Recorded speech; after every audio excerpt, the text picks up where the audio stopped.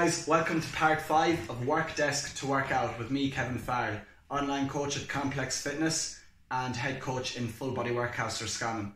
I'm working with Roscommon Sports Partnership to make sure the people of Roscommon are active during these times.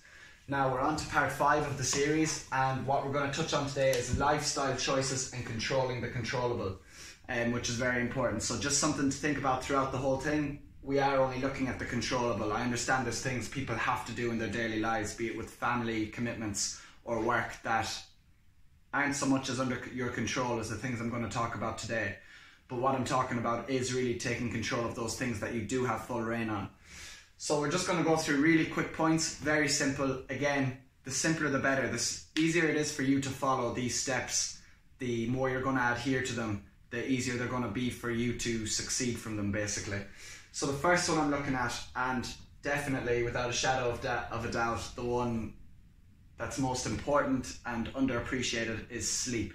So this is really something that's ignored by a lot. We're just going to go through a few tips that I use and that I would recommend to my clients when I have them on my online coaching program. So the first one is dark. In a dark room, so the neurotransmitters that are responsible for sleep are responsive to light, be it bright lights or ambient lights, more so ambient lights, such as a lamp, your phone, a laptop screen, the TV, and things like that. So very simple thing is just try to, on step 3 we have try to plug out for 30 to 60 minutes before bed. So the things I'd recommend is reading, journaling, or even going for a short walk or a shower, anything that gets your eyes away from the screen. The next thing is a cool room, so a nice cold temperature. Not a cold temperature, a cool temperature. It has been shown many a time that you have a deeper sleep if the room is on the cooler side rather than hot. So try and obviously control that. Surely that's controllable on your behalf. People aren't going to like the next one, but no caffeine 6 to 8 hours before. So caffeine, even if you have a high tolerance or appear to have a high tolerance, it still has an effect on the body. So even though you're able to drink a coffee maybe 3 hours before bed, 2 hours before bed and still sleep, it does not mean the quality of that sleep is good. It still has that effect on your body that helps with the body's productivity, for example. So what you want to do is ideally 6 to 8 hours before. I always say cut off point around 2 o'clock in the day if possible. And that way I know I won't be in bed till at least 10 o'clock, and that's my 8-hour window there. So think of it in that sense. A lot of people have them relying on it, saying it will give them energy, but really something I'm going to talk about, the nutrition side of things. If you feel that you need the caffeine for the energy, you need to just look at your nutrition, look at your sleep quality, try and get those things improved, try work on those things, and then maybe you won't be so dependent on the caffeine. The next is structure. So structuring 6 to 8 hours, having that structure that you know you're going to get 6 to 8 hours sleep. Now it might be 6 hours some nights, it might be a bit below, but what about the days where you can sneak in those few extra hours? That's the time to get the average up to about that 6 to 8 hour window. So structure throughout the day. We talked about this a lot in the first part 1. We talked about this a lot in terms of structuring your day, having a plan, getting dressed, things like that. Simple little things. If you want, you can go back to the first video and watch that. And then structuring it in a way that you know you're going to get at least 6 hours. So if you're someone who takes a while to get to sleep, you're up at 7 o'clock, maybe it takes you an hour to get to sleep, you know you need to be in bed before 12 if you want to get at least your 6 hours, because it might be 1 o'clock before you get to bed, up at 7, 6 hours. Ideally, obviously, before midnight would be great for you. The next is mattress and shoes. So I'm sure you've heard the old adage of if you're spending money on anything, there's 2 things you should spend a lot of money on, and that's mattress and shoes. So obviously a comfy sleep, discomfort in your sleep causes for a less quality sleep and probably less quantity. So having a comfortable mattress is always a plus if it's something you can save for. So again, these are all things we have control of, that we have the choice to control. So even just start ticking one off at a time. Blackout blinds will work for the dark room. Plug out 30 to 60 minutes. Easier said than done, I know. Let's start with plug out 10 minutes, 15 minutes and up it until we have our 30 minutes. No caffeine 6 to 8 hours. As I said before, if we're working on our sleep, working on our nutrition, we shouldn't feel the need to have coffee to get us from point A to point B. or so many coffees in a day to get us from point A to point B. And the rest of the structure will fall in. So the next point's very small: happiness. I have what is it, do more, what is it, do less. So what are the little things that make you happy? Do more of them. What are the things that really don't make you happy? Do less of them. Now, I understand there are things you have to do. There's things we all have to do, but I'm talking about the controllables. I'm talking about maybe little things around the house. Maybe it makes you very happy to go for your walk more than once a day and not just get out once a day, or walk the dogs or play with the dogs. Do more things like that. When it comes to doing less, obviously there are commitments we have, but if there's anything you can shrug off that you do not need to do, that you can give to someone else, that you can delegate to someone else, that isn't a priority that needs to be done every day, maybe every second day, do less of it. It's very simple stuff. Unstructured activity.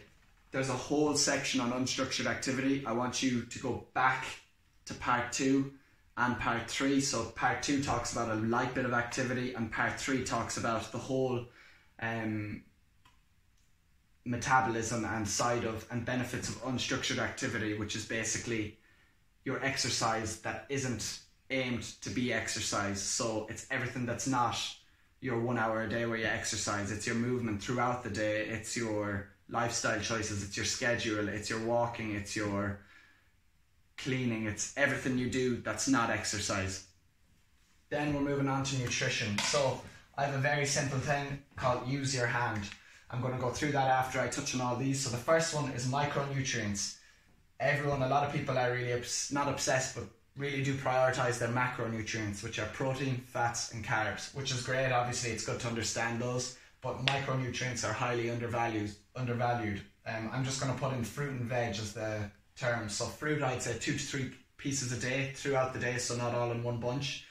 And vegetables, an unlimited amount. Really, I'd like to see 1 big serving a day, and big serving would be half a plate. For vegetables, I recommend going at least 3 different colours. That way you know you're going to be getting at least 3 different vegetables onto a plate. And the more colour, the easier and more palatable the food is. Then protein, 2 to 3 servings. Again, I'll talk about the servings. Any source of protein, from meat to dairy to tofu. I'm going to just go over the serving sizes. And then carbs and fats, fill that with everything else. So as long as you're getting, what I would say is prioritise, get your protein in your meals, get your veg, get your fruit throughout the day, then fill the rest with carbs and fats, and you'll be doing pretty good. Water, body weight in kg, multiply that by 0.33. So if I'm 80 kg and I multiply that by 0.033, 2.64 is my answer. So I need at least 2.64 litres a day. It's a simple little sum you can do to see, are you coming in way under that number, or are you hitting in or around that number, or coming over it? So the use your hand, very simple one. Talk about protein first. We'd say a handful of protein. So just put your hand up. You could have a chicken breast, tofu, any sort of protein source there, beef, put it on your hand. That's your protein source. Throw it on the plate or in the pan or whichever. Then we look at carbs, a fist of carbs. So picking up a fist of pasta, rice, oats, or a potato would be a fistful, so the size of a fist. So you're talking 3 small spuds there, or 2 big ones. And fats, a thumb of fats per meal. So again, just a short bit of fats, a small bit of fats in the meal. Obviously, if you're not someone who's not a fan of carbs, you can lower the carbs up the fats a little bit. There's loads of different manipulations if you do not want to count calories. Micronutrients, as much as you possibly want or can, especially the greener the better as well. So I did say get in as much coloured, but rooted veg do tend to be more calorific and higher in fibre. So green veg, unlimited. Rooted veg, go with a big chunk full. So remember, protein hand, carbs fist, fats thumb, veg unlimited. Fruit obviously throughout the day, perfect. Then we're going to go into go outside. So simple stuff. Going outside, even for 50 minutes at a time, has been shown to improve your sleep, improve your mood, improve your productivity, and improve your appetite regulation. So again, getting up, moving, getting out in the fresh air has been shown to regulate your appetite, that you're not just randomly getting these bursts of hunger throughout the day, even though you've just eaten. You're getting out and being active, getting the air in, getting the vitamins in from the sun and everything. The last thing I want to touch on, number 6, is make time. So all of this, even though they are the controllables, they all involve you making time. everyone has the same amount of time in the day. You're just going to really have to make the time to fit these things in. Now, if you really want to make a lifestyle change, your lifestyle choices have to be prioritized. Sleep, nutrition, happiness have to be prioritized. Then controlling the controllables. Just put a list up. The things I have to do, the things I want to do. Or the things I have to do, the things I do. Things you have to do, they get done. They're non-negotiable. Things you do, let's cut out the stuff you really, really don't need to do that don't add value to your life, and let's boost up the things that do add value to your life and that you enjoy and that add to the happiness of your day. So that is everything on this section of part 5. I hope you've enjoyed. And remember, if you do need to get in contact, I'm on Instagram at Complex Fitness, or you can get our Full Body Workouts Roscommon page on Facebook, where we're currently bringing on more online remote coaching. So for anyone who's looking forward to get back to the gym, you can get a head start with us on our online app, and then we can move you into the gym as soon as we reopen again. So hope everyone is doing well, and remember there's 4 videos previous to this if you want to catch up on anything. There's 2 workouts included and 2 other lecture style videos as well like this. So have a nice day.